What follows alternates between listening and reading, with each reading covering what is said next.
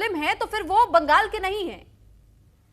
देखिए, मैं एक छोटा सा आंकड़ा आपको देती हूँ। 2002 में पश्चिम बंगाल में जब एसआईआर हुआ था तो 27 लाख नाम हटाए गए थे। हम्म। ममता बनर्जी और सीपीएम ने उस समय एसआईआर का समर्थन किया था। ममता जी ने कहा था उस समय चीख चीख कर कि सीपीआईएम अवैध वोटरों से जो है समर्थन पाकर जीतती है। अब मैं आपको एक छोटा सा और केवल यहाँ के एक जिला का आंकड़ा देती हूँ। डायमंड हार्बर जो एक पश्चिम बंगाल का क्षेत्र है, हिंदू वोटर्स 8 लाख से बढ़कर 11 लाख हो गए। जी। लेकिन उसी समय उसी उसी अवधि में मुस्लिम वोटर्स जो है 3 लाख से बढ़कर 8 लाख हो गए। ये हम्म। आबादी 20% की मतलब ये जो आबादी थी, ये 20% की आबादी की बढ़ोतरी थी उस समय की। और भारत की औसत आबादी आबादी की बढ़ोतरी से सिर्फ 12 मतलब पूरे भारत की जो आबादी थी वो 12% थी। और डायमंड हावड़ा की जो प्रतिशत जो आबादी थी वो 20% थी।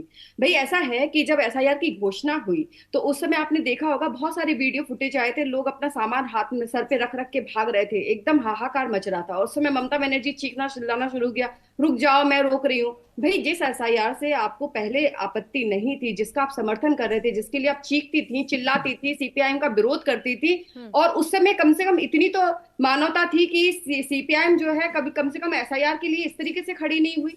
तो आज उसी एसआईआर से ममता बनर्जी को इतनी आपत्ति क्यों है? मैं एक बात पूछना चाहती हूँ कि पश्चिम, मैं तो देखिए कांग्रेस की बात ही नहीं करना चाहती अगर बंगाल के मुद्दों पर बात हो रही है, क्योंकि कहीं पर भी आप किसी भी, चाहे महिलाओं का के ऊपर होने वाले अपराध की बात कर ले, चाहे किसी भी चीज की बात कर ले, हम्म। बंगाल में कांग्रेस कहीं दिखाई नहीं देती है। हम्म। लेकिन लेकिन मैं अगर ये कहती हूँ कि अगर आप लोगों को चुनाव आयोग से कोई असुविधा है तो आप सुप्रीम कोर्ट जा सकते हैं, खुला हुआ दरवाजा। मैं यहाँ पर चुनाव आयोग का जवाब देने के लिए नहीं बैठी हूँ, लेकिन हिंदू मुस्लिम की राजनीति की अगर बात करते हैं तो वो केवल पश्चिम बंगाल में साफ तौर पे दिखाई देती है कि ममता बनर्जी ने इमाम भत्ता शुरू किया था जब वो यहाँ पर सीएम बनकर आई थी, जिसके लिए भी हाईकोर्ट ने हस्तक्षेप किया, बीजेपी ने उस पर आवाज उठाई थी। हम्म। तो ये एक तरफा जो है इनकी राजनीति, एक तरफा इनका जो सॉफ्ट कॉर्नर है वो दिखाई देता है। हम्म। इस पर मैं बात करना चाहूंगी। और दूसरी बात, ममता बनर्जी ने जिस तरीके से लगातार इनके इनके जो मंत्री हैं, इनके जो लोग हैं कि भाई हमें अगर छूट दे दी जाए तो यहाँ पर 70% हिंदुओं को भागीरथ में काट के फेंक दिया जाएगा,